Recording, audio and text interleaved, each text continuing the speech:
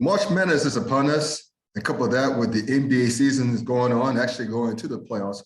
A better way to bet on those games and games in other sports like the Premier League and everything else, or even Major League Soccer, than betus.com, where you can get 125% of the sign-up bonus, which is up to $2,500 by using the promo code TKT for the Klown Times. So what are these other perks here? You can bet on the go. You can bet anytime, anywhere on your mobile device.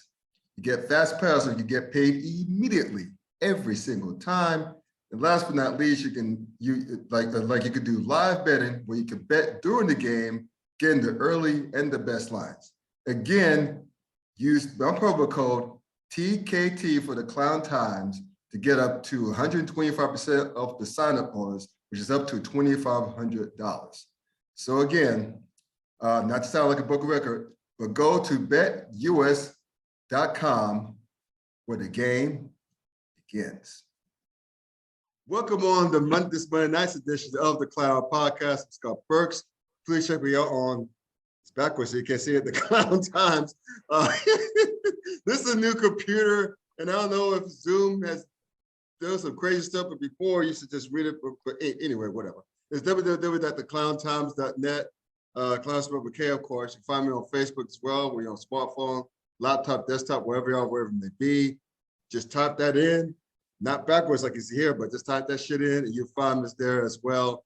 And also, please continue to like, comment, share, and subscribe. So the subjects we're going to talk about tonight, especially the HBCU segment, may get a few more comments. Welcome it. We're unapologetic. We're Black. That's who we are. We're proud of that stuff. But anyway, just continue to like, comment, share, subscribe, grow our channel. We'll be glad. You'll be glad. And also hit that bell button thingy, ding, ding, ding, ding, as a notification to let y'all know when I put out more content in this channel.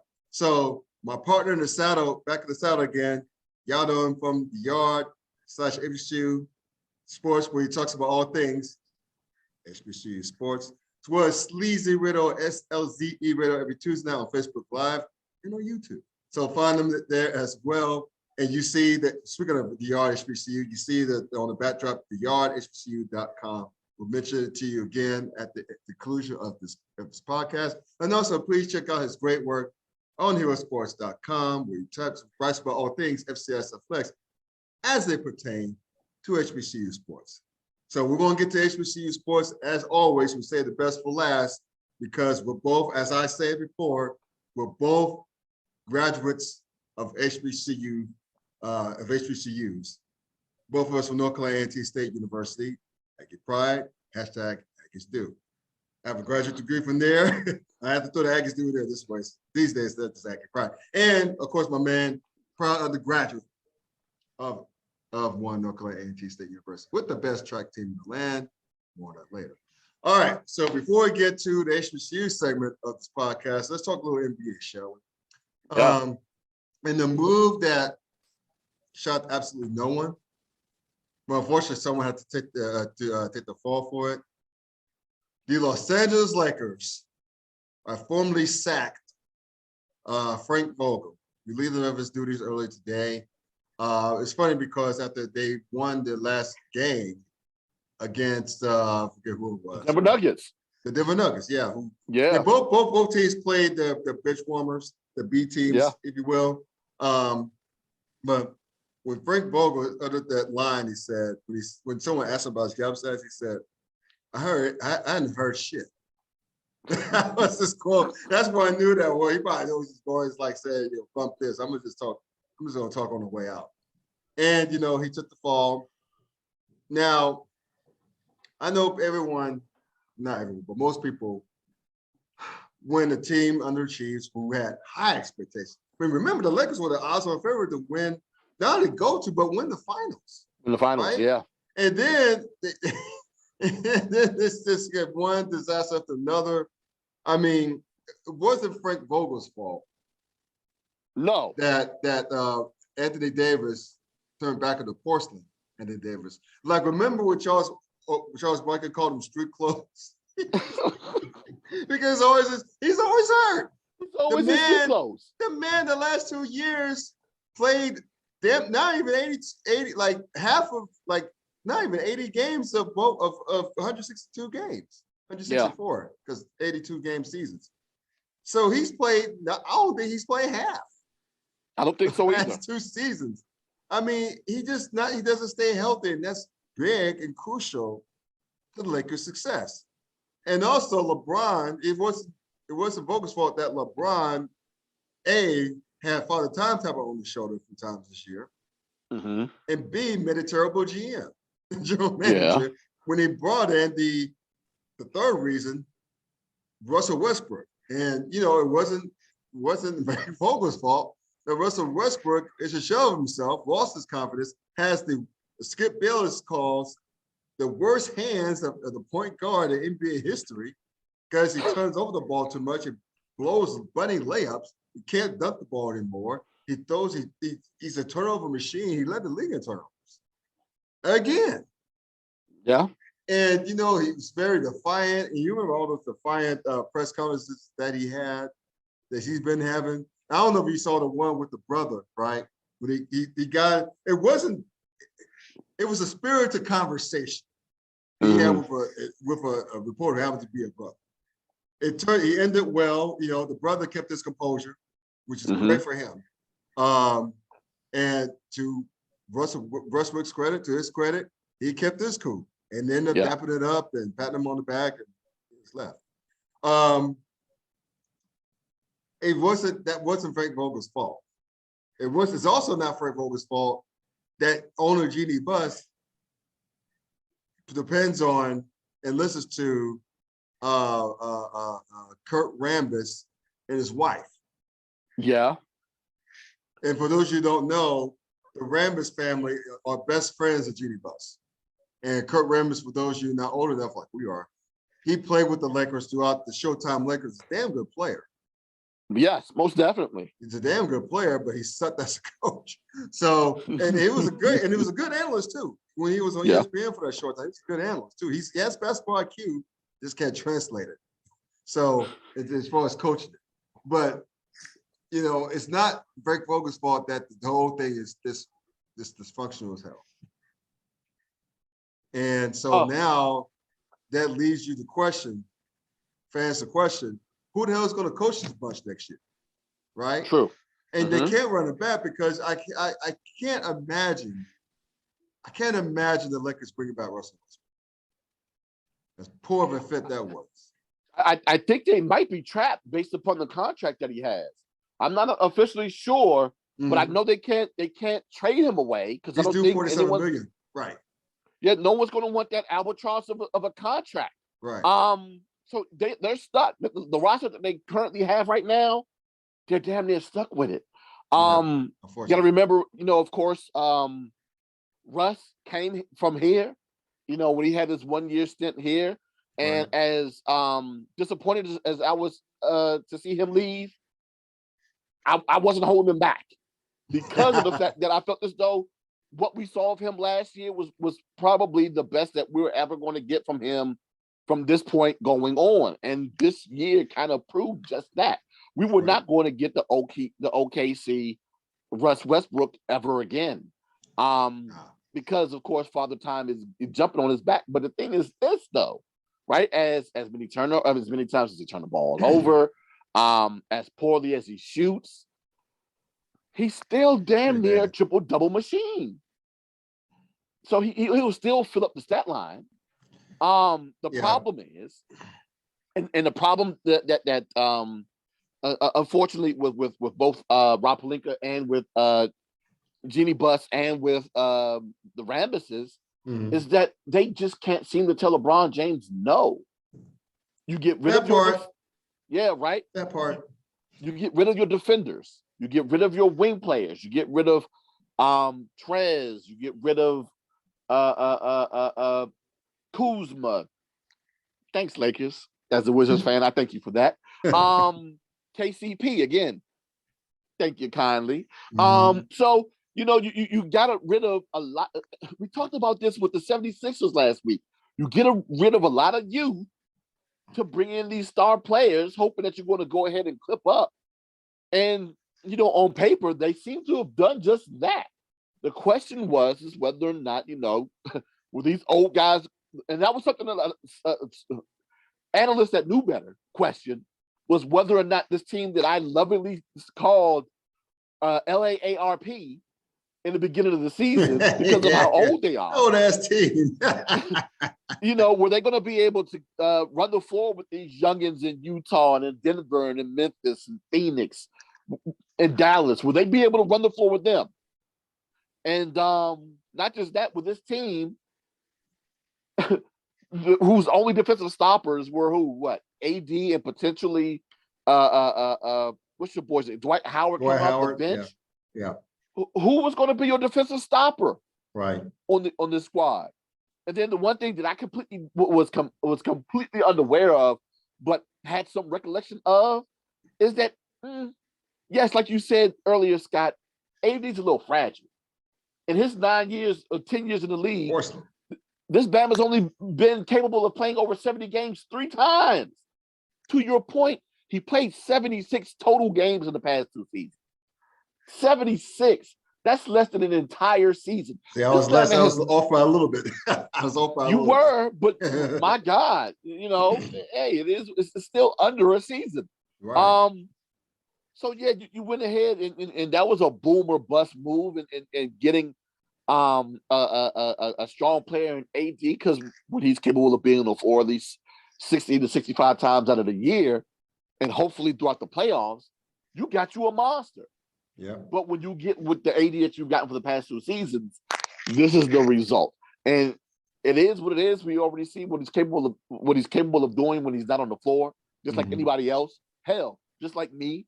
Matter of fact, I think he scored as many points as I have in the past month and a half since he's been out. I mean, it just is what it is, right? Man. Right. But yeah, you get these guys that come in and they don't play D. You don't have wing players. You don't have shooters, and this is what you get. And unfortunately, because of the albatross of a contract that Westbrook has, because of the deal that you have with LeBron, a lot of these guys that you have on your team right now are the guys that are going to be there next year. So I'm hopefully they start relying a little bit more on that youth that they have. They have a couple of young players on that squad. God, who was it? Somebody hit 42 last night against Denver, and then I forget the other young guy that hit 40. Oh yeah, Golden State. What you're talking about. Oh God, I'll look him up. I know exactly what you're talking about. It's probably going to come to me after I find his name. Yeah, so they got some young guys there. The question is this the players that they currently have right now? Because I don't know if they have any dough to get anybody else to come in here, and they really can't get Malik Monk. Malik Monk, yeah, I scored 41 last night. Yeah, 41 last. So you had Monk last night with 41, and then what's the Bama that had 40 2 nights ago? God, it's on the tip of my tongue. How about the kid Austin Reeves? He had 36. He had 31 points and 16 rebounds and 10 assists. Exactly, right? Undrafted free agent. Yeah. So they had some guys that could put up points on that squad. Yeah. Well, they got young guys that can put up points in that squad when given an opportunity. The question is, though, I haven't seen enough of them to know whether or not they're going to be effective shooters for this team, and whether or not they're going to be capable of playing defense to stop these young, talented players that they're going to have to face in the Western Conference. So again, with the contracts that they're stuck with the players, the only person that they could cut, the only scapegoat that they could get rid of, because Pelinka's not stepping down. As of right now, Rambis not going anywhere. Yeah, no one's telling the Rambises to leave. Right, Genie ain't going nowhere. Oh yeah. Sorry, it's Frank Vogel. It is what it is. So it's unfortunate because it ain't his fault, but it's your fault, bro. Yeah. To your point, is what it is. It's kind of messed up that well, it's actually very messed up that he has to take the fall. And I would say this. Let this be a lesson to any aspiring coaches out there. if you're going to go down, at least go down doing it your way. Because remember, when he was named coach, was it 3 years ago, something like that? They being the Ramesses in the front up, Rob Pelinka and them, and Jeannie Buss probably gave him assistant coaches. He did not get the assistant coaches that he wanted to bring on. And for example, Fisdale, right? Jason Kidd before Kidd took the job in Dallas. Yeah. Phil Handy, who is LeBron's right-hand guy, who was a pretty damn good basketball player himself, college basketball player himself. You know, guys like them. Because what happens is if you allow them to install people on your bench and your staff, that's the eyes and ears. Mm-hmm. And you know, when the players can figure that shit out in a quick hurry, right? Of course. Because they figure if he's not he being the head coach is not pulling the strings, they're like, we ain't worried about him. If anything, we'll go circumvent his ass, holler at Jeannie, holler at the Ramesses, holler at Pelinka, or whoever. Yep. You know, it's kind of like we talked about this before the show, excuse me, but we talked about LeBron's days in Miami. You know, when he had that famous or infamous brush by with he gave Coach Spo, Eric Spoelstra at the timeout in the game at Dallas that they lost. They go off to an 8-9 start, I think.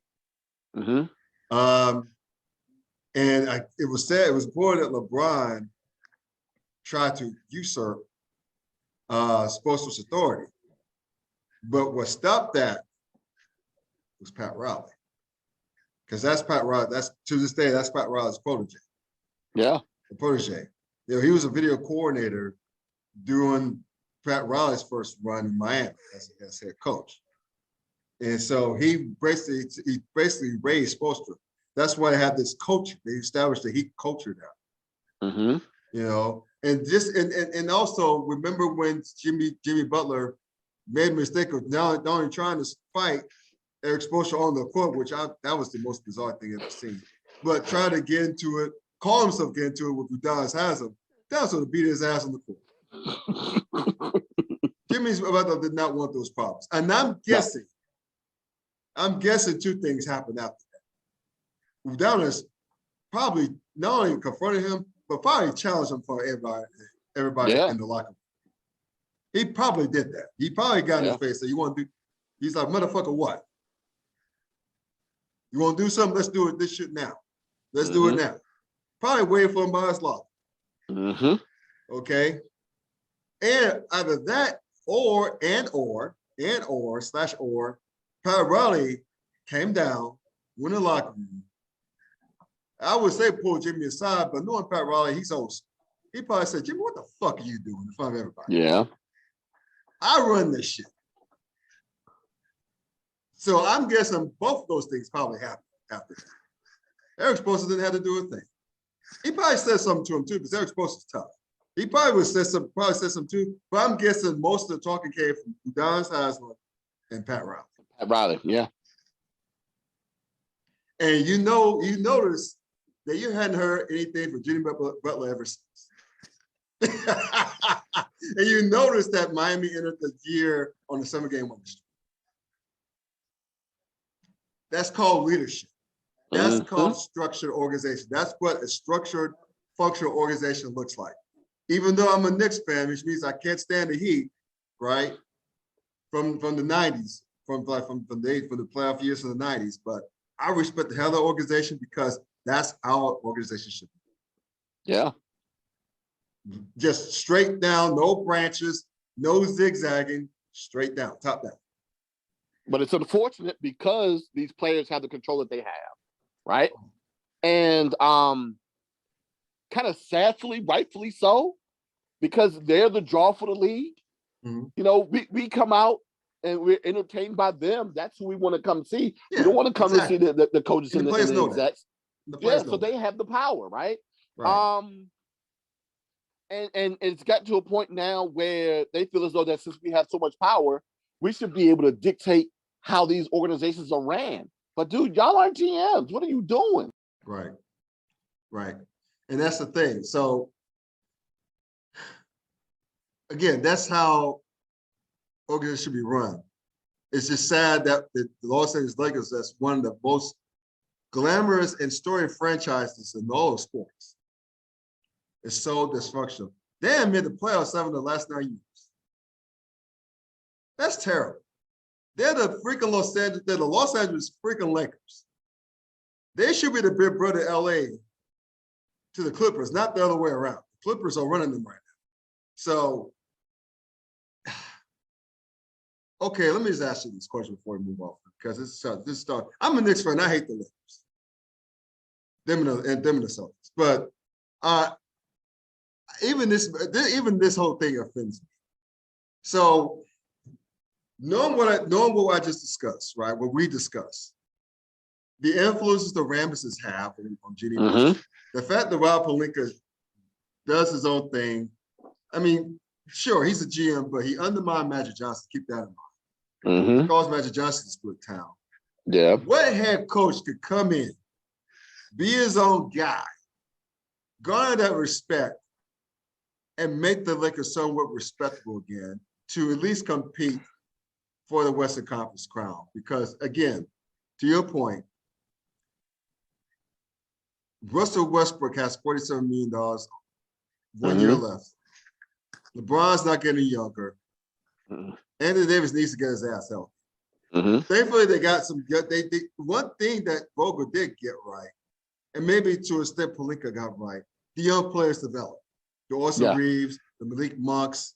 You mentioned another cat who had a big game the last couple of nights. In place of those 3 stars not playing, and Carmelo as well not playing. Carmelo Anthony not playing. They have some young talent, right? They just need to get all the mesh and fit. So people the name that's bandied around like right now, well, not right now, but the past few days, just today and Sunday, has been Mark Jackson. The only thing is Mark Jackson's not a puppet. He won't allow himself to be a puppet. No, that probably takes him out of the front. So I don't know who, because I mean, I don't think Mike Brown, we're going to go back to that story, because he coached the Lakers before, right? And it wasn't like now, it wasn't his fault. And the man can coach. He knows how to coach. Part of Greg Popovich's staff for several years before leading the Cleveland Cavaliers to great records, though they underachieved the playoffs. I can't think of any other cat who could be successful the way the Lakers are set up right now and the way the roster's constructed. Because you said that they need to get rid of Russell Westbrook some way, somehow. And I agree with you. Yeah, but they can't. I agree with you. He's a terrible basketball fit. They should have went after Buddy Hield and DeMar DeRozan instead of him, because at least they're both shooters, better shooters. Yeah. And they're unselfish. They don't need the ball.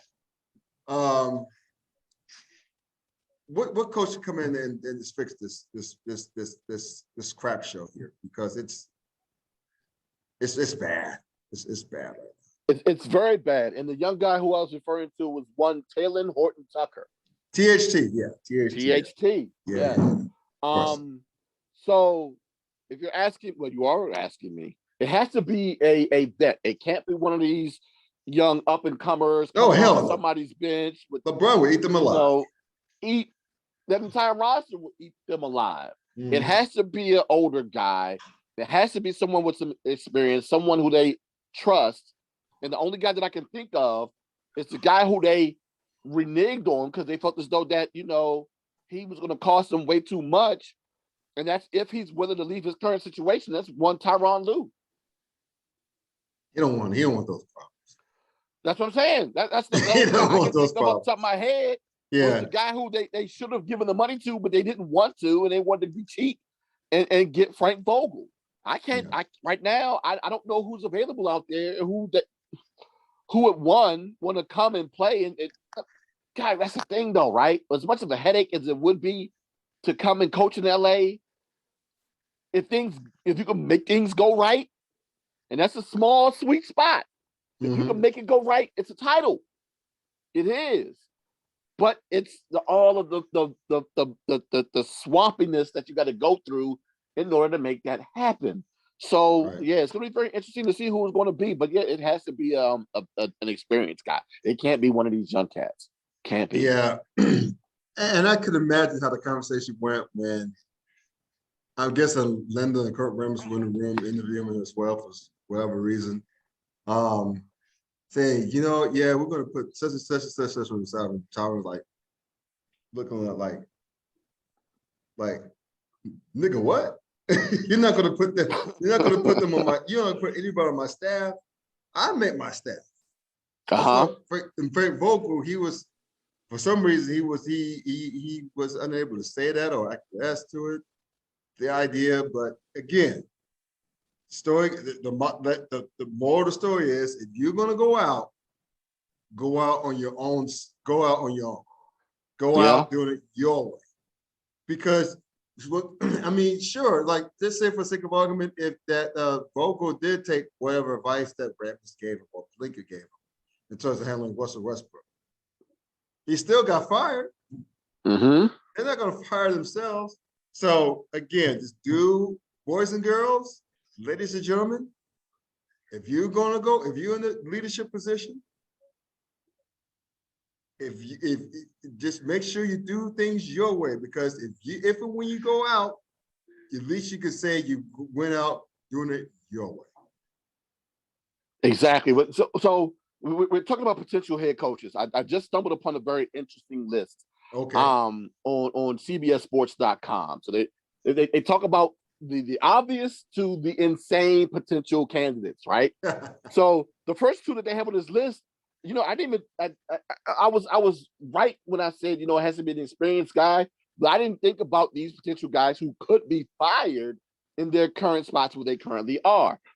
Doc Rivers, if things don't work out in Philly, especially with James Harden's temperament and the way that he's a notorious coach killer. Fuck James Harden.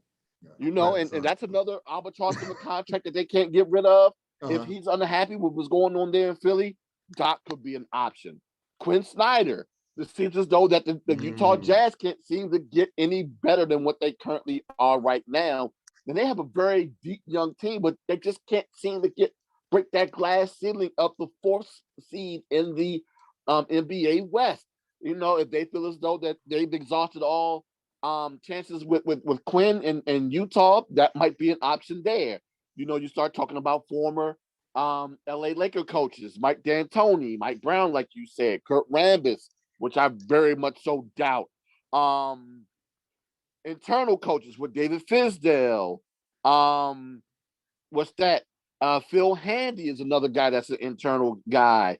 Sam Cassell is another vet that they might be willing to listen to if Sam is interested in taking the Lakers job. Adrian Griffin is another guy who's a Raptors assistant. Other guys that come up, and oh my God, they're even going the collegiate route here. Jerry Stackhouse and Juwan Howard. Alvin Gentry is another. I heard Dwayne Howard's name. Which would be interesting, but I don't know if Juwan could necessarily. Well, you know what? I don't know, because the Juwan LeBron connection from Miami might be an intriguing one for him. Yeah.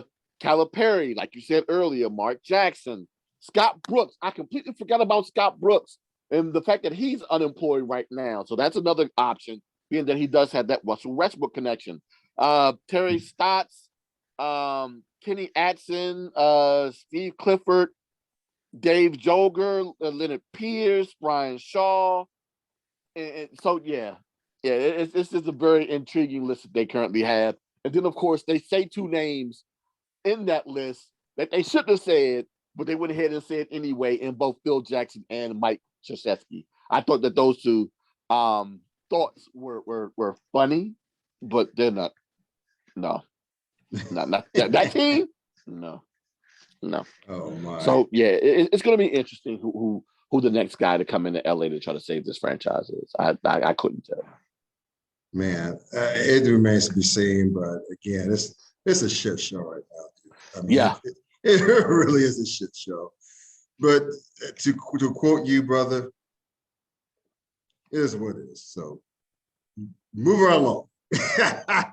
We don't have to worry about that. At least I'm a Knicks fan, and I don't have to worry about that chaos. So hey, whatever.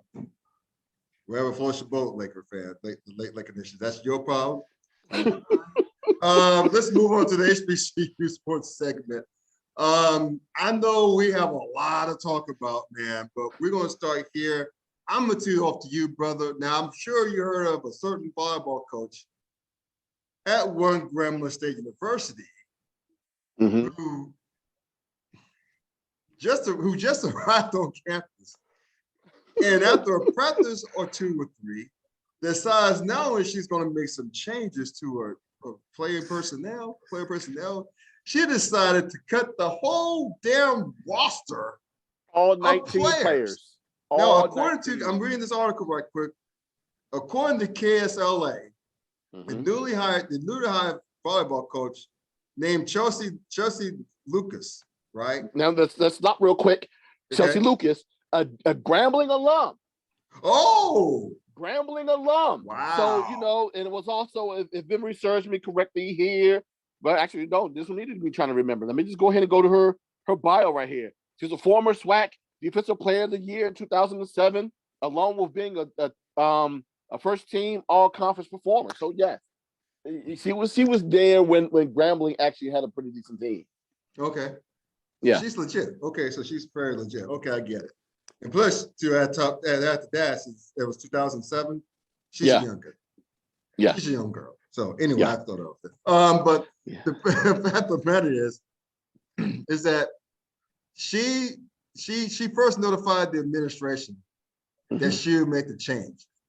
I don't know if the administration knew that she's going to cut all 19 current players for the volleyball team. I don't know if they knew that. No. But I mean, hey, I guess going back to our previous segment about Frank Vogel, hey, you'll go out doing your own way. Now, I guess either one or two things happen. Either her whole entire team was trash. Was that trash after a few practices? Or is she just crazy? Maybe a combination of both. So I know you want to say a few things about this, man, but this is, actually, one more thing. The administration appears to be on her side. I guess to your point, she's an alum. She was an all-SWAC defensive player, I guess it was. She has all these accolades. She comes with the hardware, right? So she's not some joker off the street, okay? But this is like John Calipari coming in, a situation where John Calipari coming to Kentucky, cut all his players. Yeah. Something that you never thought would ever happen. No. So give me an insight on this, man, or give me I want to share your thoughts, because I know you have some more things to say about this as far as maybe how some people may not be looking at this. So, it's weird that you see this happen, but it's not unprecedented. It actually was a situation in I want to say it was not too long ago, right there in Durham with North Carolina Central with their women's basketball coach who came over from Duke. Okay. Didn't like the bulk of the players that they had over there and released 10 of those players. The thing was, though, because of the backlash that they received, they ended up paying for the tuition of 7 of those 10 players. Okay. So they can continue their education. The problem is with Grambling, I don't think financially they have the money to do that type of thing. Wow. But to your point about the workouts, this is an actual quote from one of the former players from HBCU Game Day. I don't understand how she evaluated us when we were running all the time. The player said in reference to conditioning work Lucas put the team through upon her arrival. She would start something, a drill, but if we messed up, we would run or do push-ups. It was more punishment than actual practice. We didn't practice or show her any of our skills, which leads me to believe that during the skills that you guys were attempting to run, Y'all couldn't even get the drills right if she kept making y'all run. Yeah. If she Sound like kept they were making y'all do trash. conditioning, yeah, y'all couldn't even get the basics down. If y'all can't get the fundamentals down, what did you? It's sad. I understand, right? So I get the whole aspect of. Matter of fact, even before I even get to that, you got to look at it like this. Okay, first and foremost, Grambling's roster made up of 19 players, 12 of which all come from the state of Texas. And the majority of these kids are coming from out of state. 17 of the 19 players are coming from out of state. You got 12 from Texas, 2 from both Illinois and Louisiana, and you got 1 each coming from Florida, Michigan, and Virginia. So you got a lot of kids who are losing out on out-of-state tuition and probably have to go elsewhere to play. Now, this is a Grambling volleyball team that over the past 10 years have not been pretty good. They've only topped 11 games once in the past 10 seasons. 11 total wins. And I'm even talking about a condensed season in the spring of 2021 where they played 18 games. Yeah, they went 500. They were still 5-6 in conference play then. So even in the past 4 years, they were 11-17 this past year, going 8-8, finishing 4th in the conference. The only one of 4 teams to finish above 500 in conference play in volleyball. They finished 9-9 in the spring of 2021, 10-23 in 2019, and then 11-24 in 2018. So this team has dealt with a lot of bad play within their program. And as a head coach, we all know that your job security is going to be rooted in how well or how bad your team plays. She at least gave these girls an opportunity to show what they currently had before she came in and cut them. Because she could have very well just been like, you know what? I've coached already within this conference, and I already have experience coaching, which she was already at, of course, Arkansas Pine Bluff and at Alcorn State before that, and has seen players within this conference, including the players at Grambling, dating back to what? 20 God, I want to say dating back to 2018. So she's seen this entire roster, their entire matriculation in Grambling, Louisiana. So she knows what this team is about. So she wanted to come in firsthand, see what they were capable of doing, along with her assessment of competing against them, and now seeing them firsthand. She was like, they're not good enough. I'm not going to lay my head on these players to go ahead and win. And I understand this whole concept of, you know what, HBCUs are a place where you need to nurture and help mature and cultivate young minds. I get that. Sure, yeah. But it's also a job and a business. It's unfortunate that it has to happen this way. It is unfortunate that these young ladies have to lose their scholarships and lose out on getting collegiate education.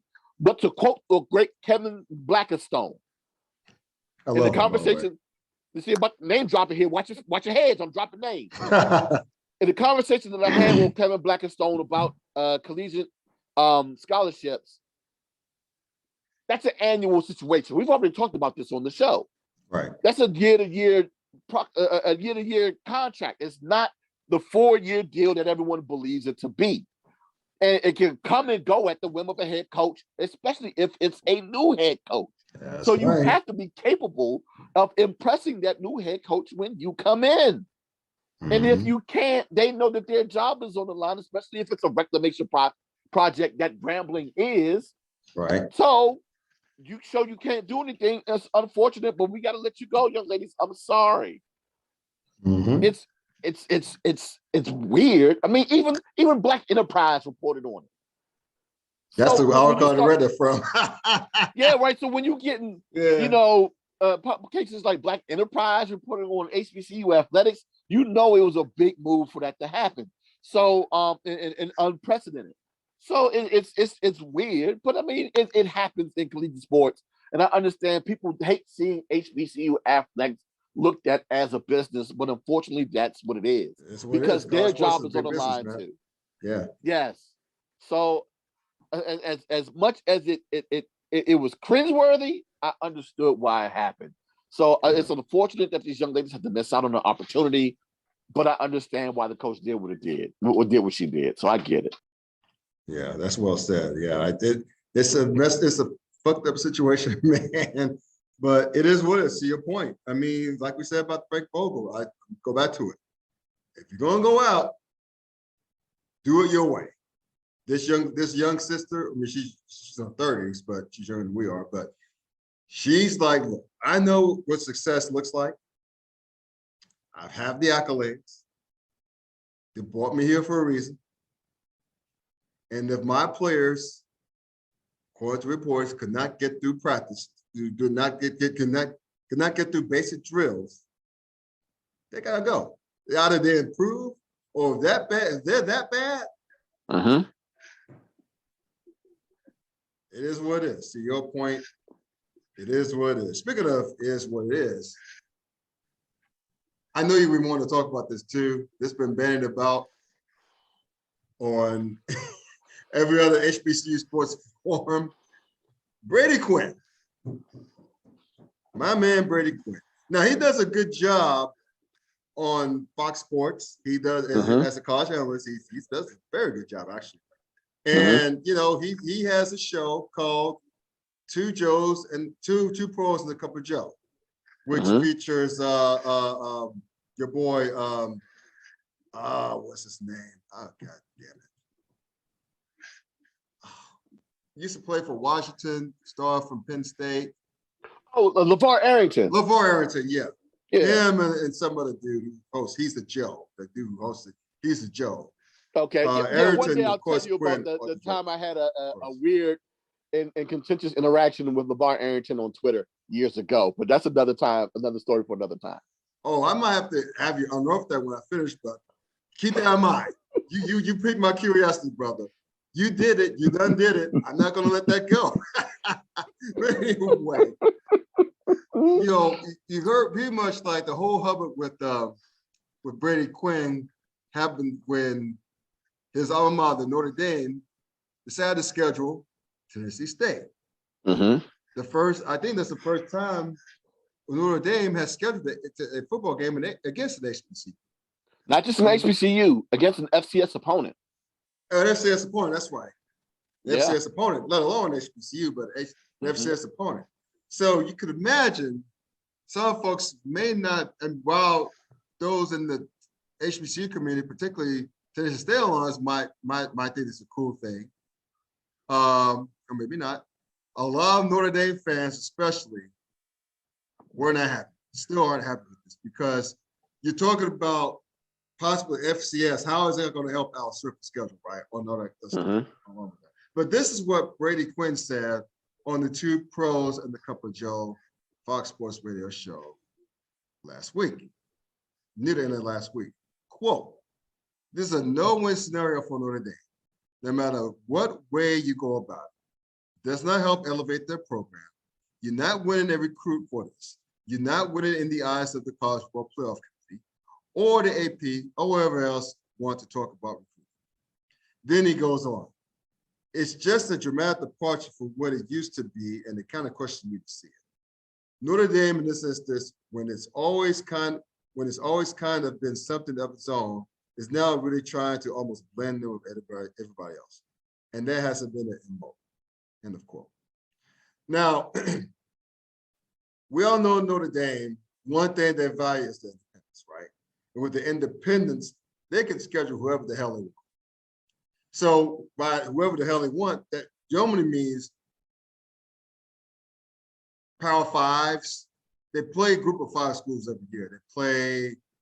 They played Cincinnati last year. Just so happens Cincinnati happened to be very good and happened to be one of the future 4 participants of the college football playoff. But they played Toledo before. They played Kent State.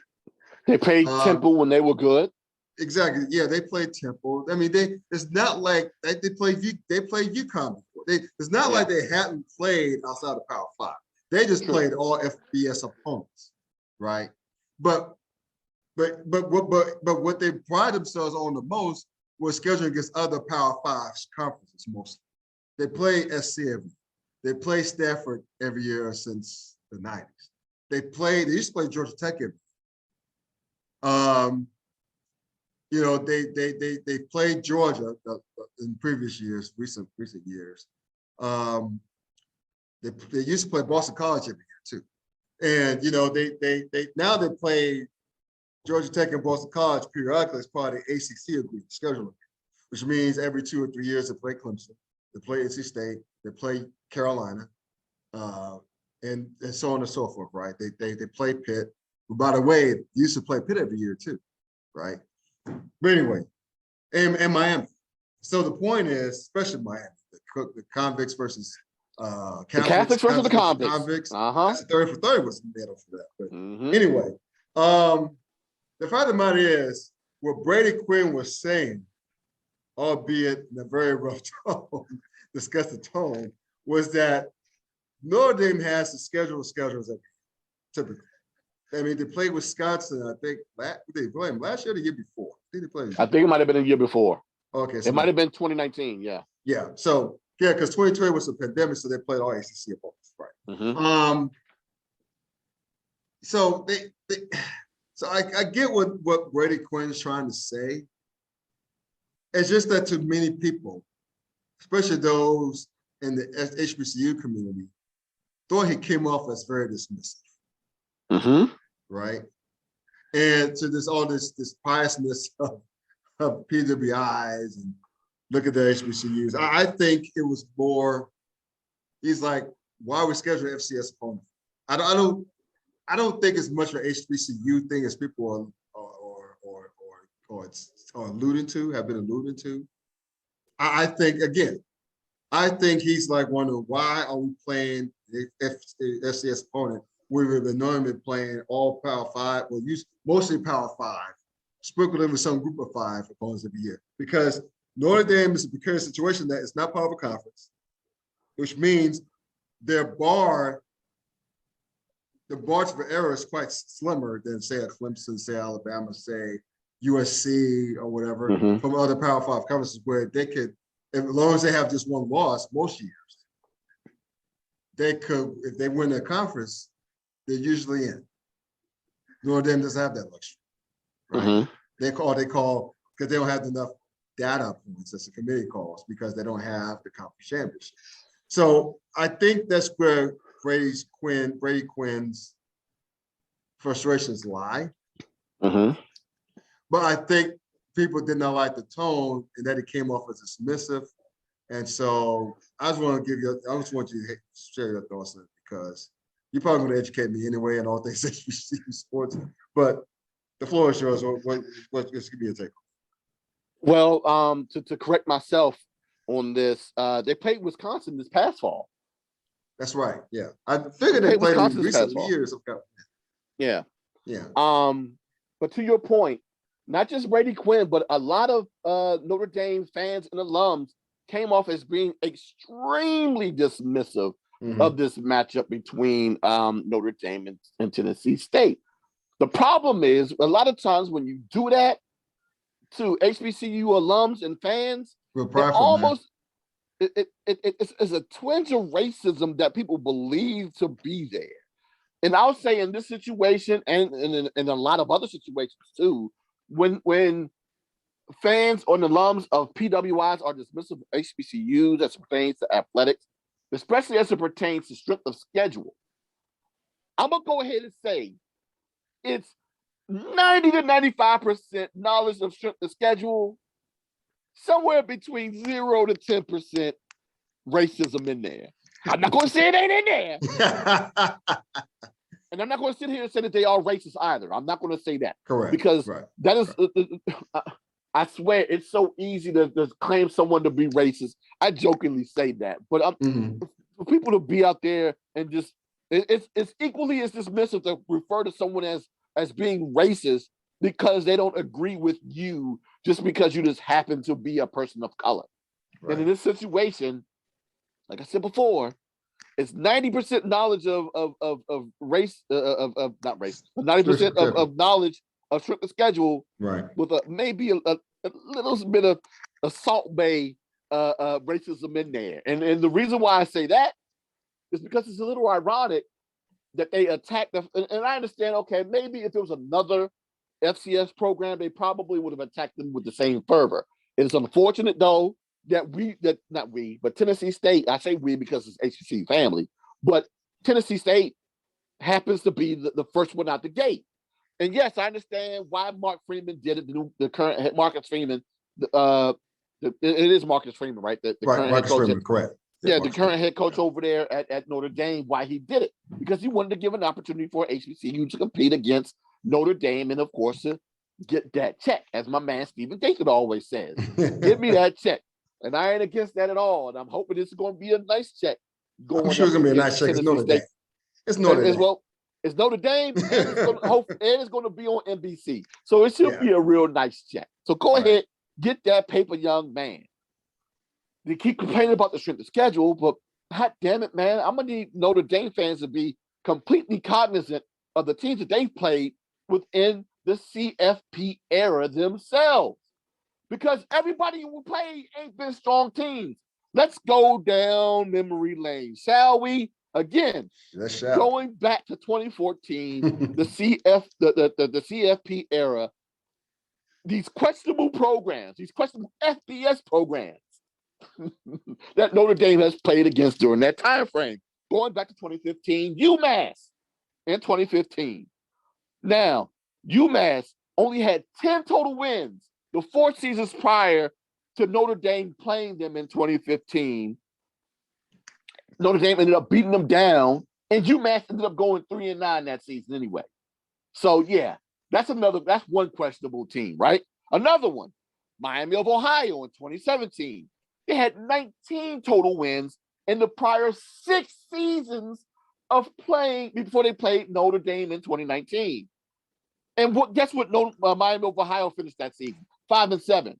So let me guess. Beating the 5-7 team probably wasn't helpful for the strength of schedule that particular season. Also, 2018, played against Ball State. Coach and Sweet Lou know how much I love my MAC team, boy. MAC 2018, yes, time for some action. Now, before 2018, when Notre Dame faced Ball State, they had 14 total wins the 4 prior seasons to face Notre Dame. And Ball State ended up finishing 4-8 that season when they faced Notre Dame. And then 2 teams in 2019. This is a year that actually made the playoffs, if memory corrects me.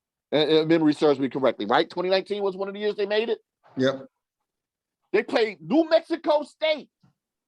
New Mexico State is a team South Carolina State almost beat this past fall. But New Mexico State had 6 wins the 2 prior seasons to before facing Notre Dame in 2019.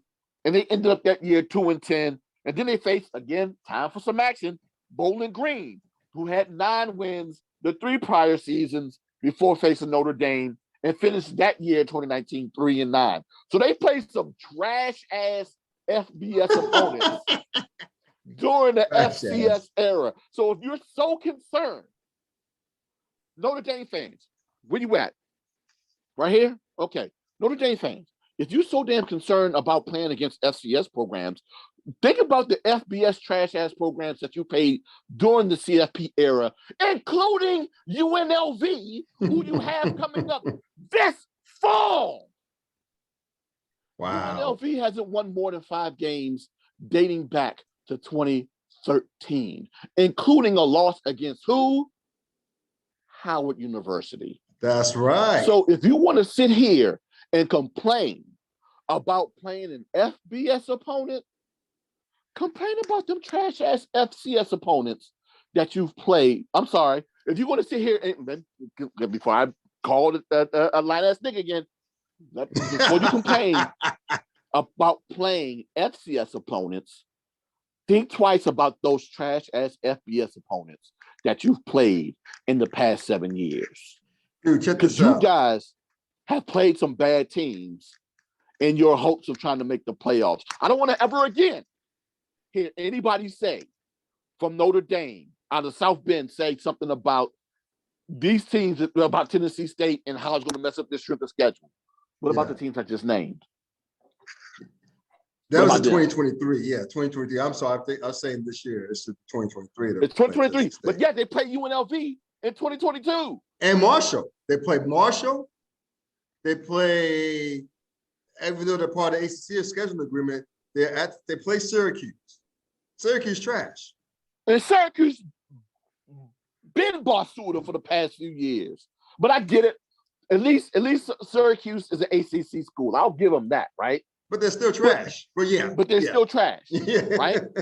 There's some other ACC schools you could have scheduled, but you consciously scheduled Syracuse, and they're like, it ain't like Donovan McNabb is walking through the door. No, Syracuse been trash for the past however many times.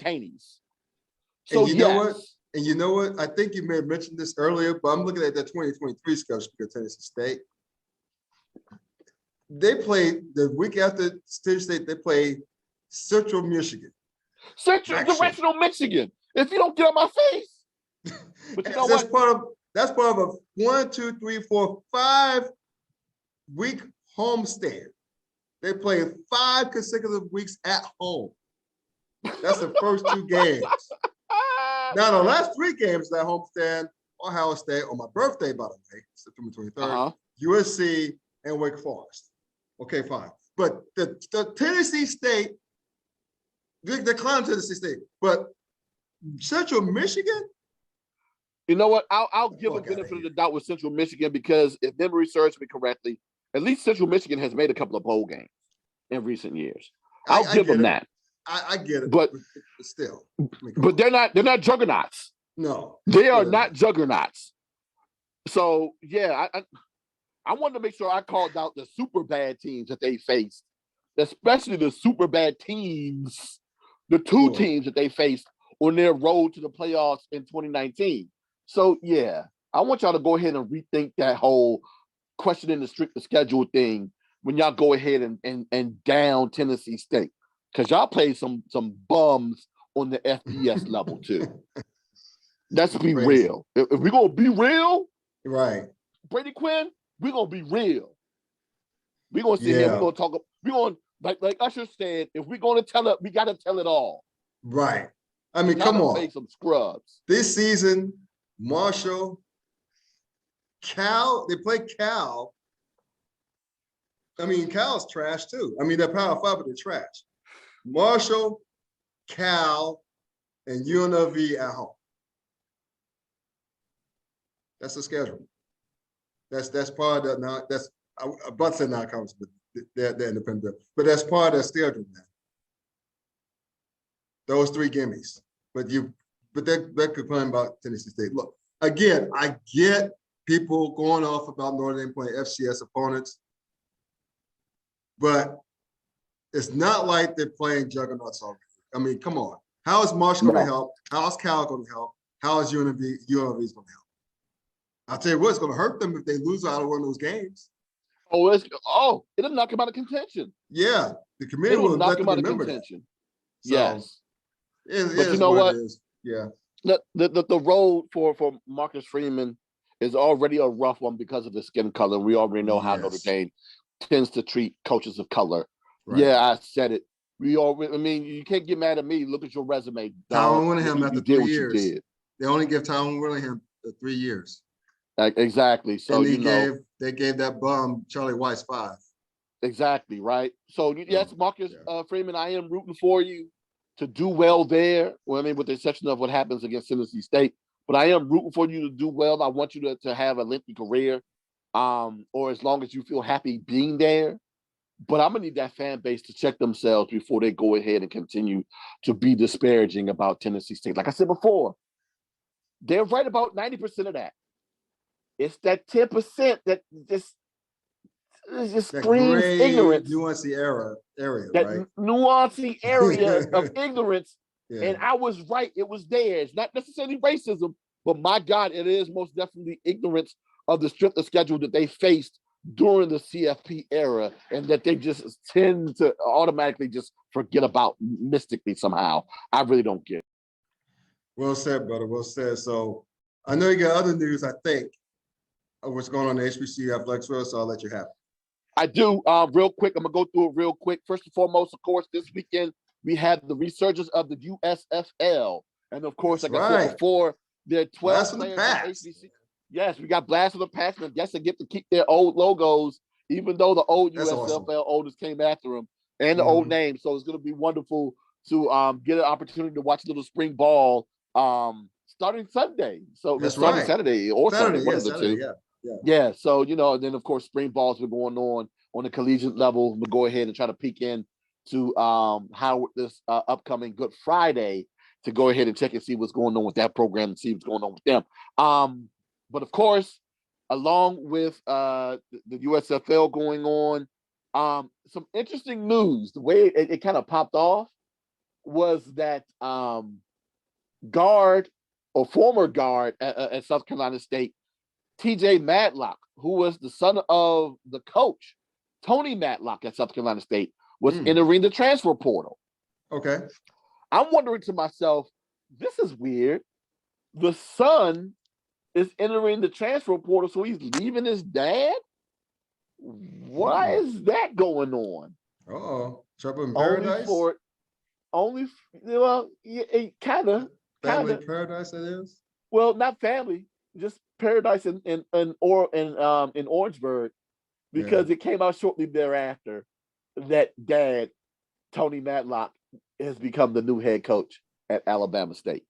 So that explains why TJ, the son TJ, was leaving South Carolina State, and chances are he'll be following dear old dad to Montgomery. Yeah, it was just interesting.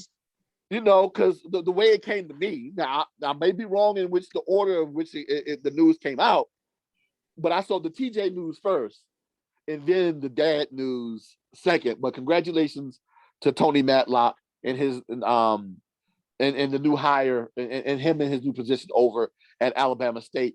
Alabama State, I got you a good one. I'm a little upset because it seemed as though that the MEAC was starting to get a nice core of young coaches there in that conference, what was going on at Howard, and then of course Coppin State, Morgan State, and then South Carolina State. But God, I don't know what's going on there in Orangeburg, because this is the second head coach that has left in the past 2 years. And matter of fact, the previous head coach there at South Carolina State is currently suing the university because he felt as though that he wasn't getting the resources needed in order for him to succeed. Wow. And then the women's coach who was there during that same era was also fired because she filed a violation of the Title IX there, and they fired her. So you have two former basketball head coaches at South Carolina State that are currently suing the university, and then your men's head coach decides he wants to leave. So yeah, I don't know what's going on with that basketball. Something's in the water down in Orangeburg, bro. It's something in the water down there in Orangeburg. But Buddy Pugh is still around, right? Buddy Pugh is still around, right? Yeah, I'm like, I don't know what's going on every place else, but Buddy is still getting the love. And of course, after that dub this past December, he's going to continue to get as much love as possible. Oh, hell yes. As he should. As he should. As long as he wants to be there, they're going to keep him there. Good. And then, of course, unfortunately, the last piece of HBCU news for this week, Big Cat Rainfield Wright, the Fayetteville State alum, who is a six-time Pro Bowler, three-time All-Pro, two-time Super Bowl champion with the Dallas Cowboys, 13-year pro, passed away on the 7th of April last week. Hall of Famer too. Yeah, and Hall of Famer at the age of 76. So my condolences go out to the Wright family and to the family over there at Fayetteville State. Not Fayetteville, I'm sorry, at Fort Valley State University. Right. For their current loss of a Hall of Famer. And quick, I'm gonna show you Red for Rice story. Oh wow! Doing ESPN.com is doing his little obituary thingy. He tells a story. He told a story about him because he was a tight end. and they moved him to guard, to tackle. Tackle, yeah. Because of injuries. And apparently Coach Tom Landry, the legendary Tom Landry, convinced him that he would make a great tackle if he worked at it. So it was the Friday, the gentle, and now, which is funny because I say gentle, because gentle in the same sentence as Tom Landry, that's outlandish, because Landry was a taskmaster, and he won the Super Bowls and went in games before the late 80s, but he knew what he was doing. God rest in peace, but but he knew what he knew what the hell he was doing. Let's put it that way throughout his coaching career. So he saw something in Rayfield Wright that would convince him to go from tight end to tackle. He already had the athleticism of tight end, so he figured that would translate into, I think it was a left tackle. And so he talked about his first game starting as a tight end in 1968. Oh, wow. Against Deacon Jones in the Los Angeles Rams. And before the first snap, he's like, welcome to the NFL, Rook, even though he wasn't a rookie. Technically wasn't a rookie, but that's his first game at tackle. Against the Los Angeles, the fearsome foursome of those days, by the way. If you don't know, the fans that don't know the fearsome foursome or Deacon Jones, YouTube. You thank me later.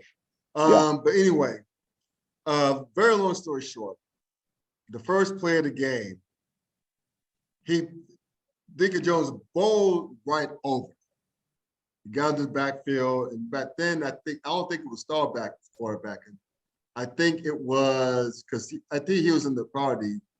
He might have finished his naval tour. I don't know by that time, because I know that it was Don Meredith was a quarterback in the 60s, majority of the 60s.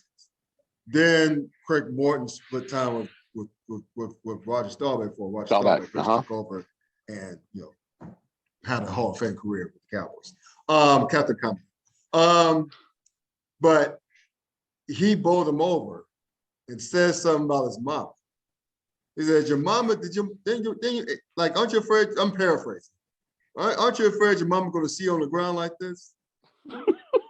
And so, as Rayfield described it, while Deacon Jones reached his big arms down to help him up, he helped him up too. After he said, "Welcome to the NFL, bro." He said he called him Mr. Jones. I'm Mr. Jones. That's quite all right, but you ain't gonna say anything about my mama again. We're gonna be tussling. So he earned this respect, needless to say, that day. I mean, NFL. I mean, players talk trash still today, but during that time, NFL was much rougher than it is now. Oh, yeah. You can get away with almost everything inside of Murphy. Just about. In the trenches. So the infamous ear slap from Deacon Jones. Yeah, that was a pretty hilarious story. So I thought it was a cool story that Deacon Jones also a HBCU product. HBCU alum, most definitely, yeah. So the game, after he talked about his mama before the snap and bowled him over, and he said, welcome to the NFL, helped him up. And then that's when Rayfield Wright called him, well, Mr. Jones. He could call him Mr. Jones. But anyway, I thought it was an outstanding story. And you can find it on ESPN, you can Google that story, but it was a pretty cool story. So rest in peace to the great Rayfield Wright. Yes. Great career. Better guy off the field from what I've read about him. And yeah. So and speaking of rest in pieces, this is an HBCU. This is more so NFL, of course. Dwayne Haskins. Yes. Formerly of the Redskins and currently of your Steelers, playing for both of our teams. Unfortunately, being hit by a truck while crossing a highway in Miami at the age of 24. I know. What I didn't realize was the kind of counter parallel he was of one Sean Taylor. And I say that because they were both 24 years old when they died, unfortunately. Sean being from Miami, passing away here in the DC area. Dwayne being from the DC area, passing away in Miami. Both of them being drafted by the Washington organization. But again, another counterpoint with Sean being very beloved here in DC and still so. Dwayne, there was big plans for him here that never really panned out, and his exodus was not on the best of terms here in the district.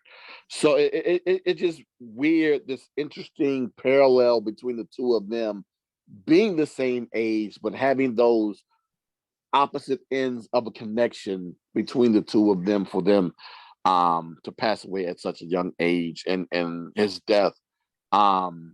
Even though I wasn't necessarily happy with the way that he did things on the field, I still rooted for him because he was a DC area guy. And with me being a DC native, I'm of course it's DC first, HBCU, but A&T second. Wow, which is weird saying it out loud. But DC first, A&T second, HBCU's third. Mm-hmm. So yeah, with him being a DC guy, and oddly enough, we both shared same first name but different spelling. Right. But yeah, it was just weird to hear of his passing. So my condolences to the Haskins family and to those that knew him on and off the field. And you know what? I'm gonna close the show on this. I'm talking about Dwayne Haskins. I know how things, and we're aware how things ended in Washington before. Mm-hmm. Now I'm a big Steelers fan, as you know, and from what I understood, from what I've read, what I've seen in the past couple of seasons, not only was he working harder at his craft, he apparently was a good guy in the locker room. And players gravitated towards him. The younger players gravitated towards him. And in Miami, he was down there to participate in I call it a camp, but it was a get-together organized by, presumably would be the Steelers' new star quarterback, Trubisky, with the skilled players and with wide receivers and the running backs. Najee Harris is down there, Deontay Johnson, Chase Claypool. I think the tight end is down there. I can't pronounce his last name. It's in my life, Pat, whatever his last name is. And, and a few other guys. And apparently there's a I think an Instagram story going around where Haskins messed around with Najee Harris less than 24 hours before he was killed. Wow. And, with him hang out with Chase Claypool. Chase Claypool posted a video. He was a mess. He was a mess. It was heartbreaking to watch. And it's whenever a kid loses life at such a young age, it's tragic. Kid, make sure we reiterate that. He's a kid. He's younger to be our son. Yeah. He's a kid. Yeah. He's a grown man, but he's a kid. He's a kid to me. Yeah, he's legit 2 years older than my son. Oh wow! See, there you go. Well, 3. He's 3 years older than my son. Yeah. So the fact of the matter is, he had a lot of life ahead of him. Yeah. And no matter what people speculate, what happened, what transpired, just know this: the young man was someone's son, someone's husband, and he had a lot of friends in Pittsburgh. There's a fixture in the community. Apparently, he stopped by the pro day. The Panthers pro day. I hung out with the Pickett quarterback that's suspected to go first in the first round of this year's draft, only a few weeks from now, actually. And just ingratiated himself in the community and was working his ass off to try to get back to where we all thought he'd be headed. So for him to get this out, this sadness and the response from his fellow teammates and from Ohio State teammates and some people in Washington as well, let you know how great of a young man he was. Yeah. So prayers to him, prayers to his family, prayers to his teammates, his friends. It's going to be tough in Pittsburgh because it's so beloved there. Yeah. But hopefully they can use that to galvanize them and hopefully have a good season. It's going to be tougher than the FC North. It's tough. Yeah. But hey, strange things have happened. We've seen strange things happen. So God bless Dwayne Haskins and his family and friends. And we'll close the show from there. Thank y'all for tuning into tonight's podcast. Please continue to go to the website, www.theclowntimes.net. And I forgot to mention, like, comment, subscribe. It's like my man just mentioned. Hit the bell button to get your subscription for notification of the subscription. As well as, I forgot to say this, I forgot to talk about the merch. That merch. CafePress.com, social the Klown Time Sports. That link will be in the subscription once I upload this to YouTube tomorrow. And this to Dwayne's website, theyard@hbcu.com. You see on the backdrop there. Sleazy Sports Facebook on Facebook Live and on YouTube, as well as herosports.com as well. So thank y'all for tuning in. Oh, and speaking of, real quick. Yes.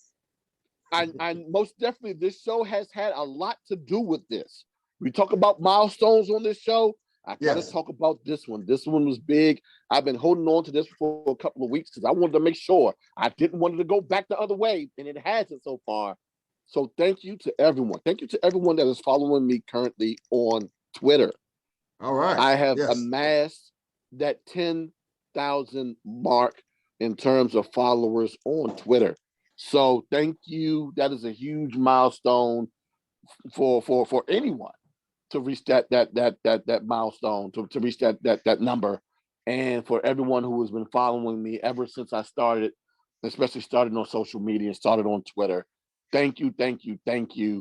And we're gonna keep going, keep moving. We got some things that's in the pipe right now that's going to potentially change the world. So again, thank you. And I know that's a big statement, but yeah, we got some stuff that's on deck that we're looking to get ready to do. So thank you to everyone, not only those that were already following me, but those who started following me because you're watching this show. And of course, we make sure that those who were already following me are watching this show now. Yes. So again, thank you for everything that you guys have done.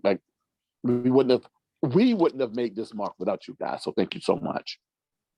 What a great way to close this, man. So positive vibes, man. Keep following this man. He's been a partner of mine for so long. Keep following this man. On that note, take care. Peace out, y'all.